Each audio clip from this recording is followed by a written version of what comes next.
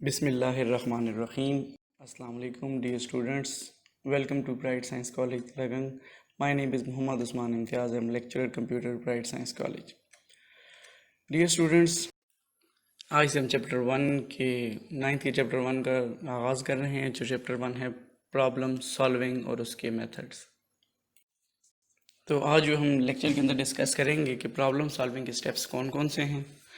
Steps के अंदर defining a problem discuss करेंगे, अंडरस्टैंडिंग द प्रॉब्लम डिस्कस करेंगे, देन उसके बाद हम बात करेंगे प्लानिंग अ सोल्यूशन, फिर हम बात करेंगे डिफाइनिंग कैंडिडेट सोल्यूशन, लास्ट में हम बात करेंगे सेलेक्टिंग द बेस्ट सोल्यूशन।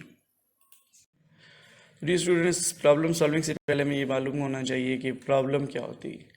तो प्रॉब्लम कोई भी सिचुएशन है जो आपको अचीव होने से रोक रही है, कोई चीज़ अचीव करने से रोक रही है। तो जो वर्ड है वो ग्रीक वर्ड है, इसका मतलब है ऑब्स्टिकल, रुकावट, जो कि आपके रास्ते में हो। और जैसे आप जानते हैं कि अगर कोई रास्ते में रुकावट हो तो हम चीज़ वो अबूर नहीं कर सकते, उसको पार नहीं कर सकते।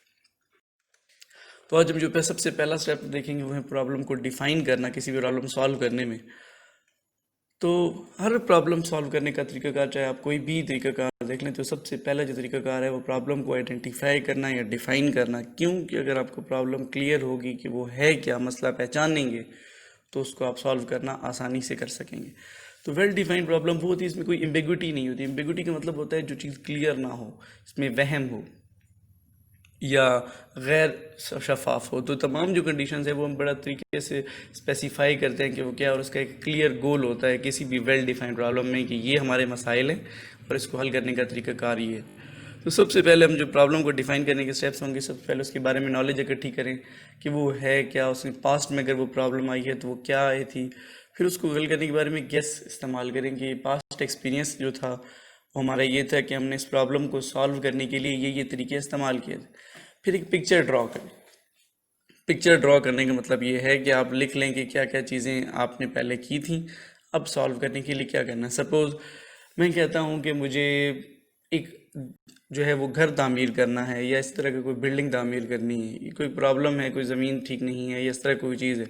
तो सबसे पहले जो है वो आप उसके बारे में नॉलेज इकट्ठी करेंगे कि वो जगह कौन सी है, उस पर कैसे कैसे चीज़ें थी, फिर पास्ट एक्सपीरियंस में कैसे उस पर काम किया गया था, और एक पिक्चर ड्रॉ कर लें, एक नक्शा बना लें कि इस पे काम करने का तरीकाकार ये है। नेक्स्ट जो हम बात करने वाले हैं वो है अंडरस्टैंडिंग प्रॉब्लम। जो आपने प्रॉब्लम डिफाइन कर ली तो अब उस प्रॉब्लम को आप समझेंगे कि वो है क्या। तो किसी भी सोल्यूशन तक जाने से पहले आपको मसले का हल लाने से पहले इस प्रॉब्लम को समझना ज़रूरी है। अब देखिए, सपोज अगर आप डॉक्टर के पास जाते हैं, वो कहता है कि जनाब आपको सर दर्द है, आप कहते हैं मुझे सर दर्द है, वो आपको बिना पूछे बिना देखे दवाई दे देगा, ऐसा कभी नहीं होगा। पहले वो आपसे पूछेगी चीज़ें। तो प्रॉब्लम सॉल्व करने के अंदर 5 W's हैं, यानी 5 W's हैं। सबसे पहले what is the problem, problem है क्या। फिर who is experience the problem, किसका मसला है, कौन इसको फेस कर रहा है। फिर why did the error happen, ये आया क्यों, किस वजह से, कब हुआ ये, when did it happen, and where does the problem occur, और किस जगह ये हो रहा है। मैं आपको एक एग्जांपल दे देता हूँ। सपोज आप एक डॉक्टर के पास जाते हैं, आप कहते हैं डॉक्टर साहब मेरे सर में दर्द है। वो क्या कहेगा, ये नहीं कहेगा कि फ़ौरन ये गोली ले लें और ख़त्म हो जाएगा, बल्कि वो आपसे पूछेगा किस वजह से आया है, आपने क्या खाया था, क्या किया था, किस वजह से ये चीज़ आपके साथ हो रही है। तो अंडरस्टैंड करेगा तभी आपको प्रॉब्लम सोल्यूशन जो है वो प्रॉब्लम का दे सकता है। तो यहाँ पे जब हम स्टार्ट करेंगे किसी प्लान सोल्यूशन को प्लान करने के लिए, तो हम जब क्या करेंगे, जब प्रॉब्लम हमने समझ ली, एनालाइज कर ली, तो हम एक फार्मूला बनाएंगे, एक प्लान बनाएंगे जो हमें सोल्यूशन की तरफ लेकर जाएगा। तो कुछ स्ट्रेटजीज़ हैं प्लान बनाने की। सबसे पहले जो बात आती है सोल्यूशन के अंदर वो आती है डिवाइड एंड कॉन्कर, जिसको हम टॉप डाउन डिज़ाइन भी कहते हैं। टॉप डाउन डिज़ाइन के अंदर हम क्या करते हैं, बड़े मसले को छोटे मसलों में डिवाइड करते हैं और फिर हर एक मसले को अलग अलग हल करते जाते हैं। फॉर एग्ज़ाम्पल, आप एक कैलकुलेटर बना रहे हैं, और वो कैलकुलेटर बनाते हुए आप क्या करेंगे कि सारी चीज़ें इकट्ठी स्टार्ट नहीं कर देंगे, बल्कि आप अलग अलग प्रॉब्लम्स को डिवाइड करते जाएंगे। जैसे सबसे पहले आप क्या करेंगे, एक प्लस का इस्तेमाल शुरू करेंगे, प्लस की चीज़ कंप्लीट कर लेंगे, फिर उसके बाद माइनस, फिर माइनस के बाद मल्टीप्लाई, और फिर डिवाइड। इससे आपका काम आसान है बजाय सारी चीज़ें इकट्ठी बिल्ड करने के। फिर उसके बाद हम क्या करते हैं, हम उस सोल्यूशन को जो हमने उस प्रॉब्लम का बनाया है उसको चेक करते हैं कि क्या वो सही काम करता है। अगर तो वो सही काम करता है तो ठीक है, नहीं करता तो हम उस सोल्यूशन को रिफ़ाइन करते हैं, उसको बेहतर करते हैं, और बेहतर करने के बाद दोबारा चेक करते हैं।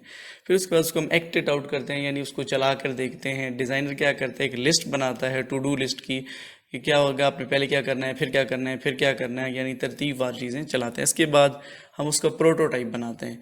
प्रोटोटाइप का मतलब ये है, आप उस सोल्यूशन की एक पिक्टोरियल रिप्रेजेंटेशन बनाते हैं, इससे आपको उसको समझने में आसानी होती है। लेकिन पिक्टोरियल रिप्रेजेंटेशन का मतलब या प्रोटोटाइप का मतलब फाइनल सोल्यूशन। स्टूडेंट्स, इसके बाद हम बात करेंगे डिफाइन कैंडिडेट सोल्यूशन की। कैंडिडेट सोल्यूशन का मतलब होता है स्पॉन्टेनियस, अनप्लान, यानी अचानक। तो इसको समझने का आसान हम ये कह सकते हैं कि ये अंदाजन सोल्यूशन दे देता है, यानी एस्टिमेटेड सोल्यूशन। एस्टिमेटेड का मतलब ये होता है कि वो मे भी काम कर भी ले, मे भी ना करे, लेकिन हम उसको प्रॉपर सोल्यूशन नहीं कह सकते, वो कैंडिडेट सोल्यूशन होता है। तो सपोज उसकी एक एग्जांपल मैं आपको देता हूँ। मैं आप कहता हूँ कि बताएं कि आपकी क्लास के अंदर स्टूडेंट्स कितने हैं जिन्होंने आर्ट्स के सब्जेक्ट्स उठाए हुए हैं, पिक किए हैं।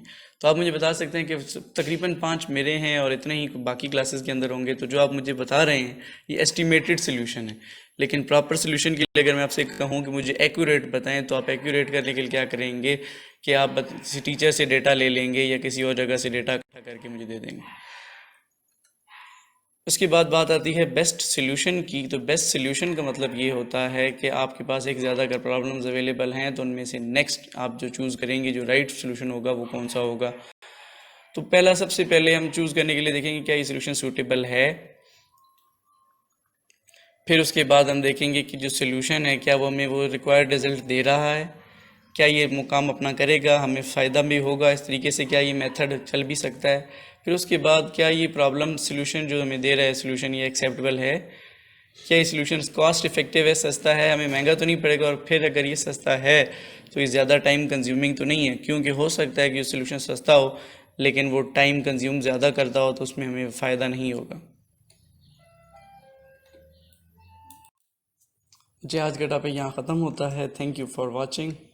अगर किसी का कोई सवाल या कोई कन्फ्यूजन है तो अपने व्हाट्सएप ग्रुप में मुझे टेक्स्ट करके आप मुझसे वो सवाल पूछ सकते हैं, वो कन्फ्यूजन दूर कर सकते हैं। अपना ख्याल रखिएगा। अल्लाह हाफिज़।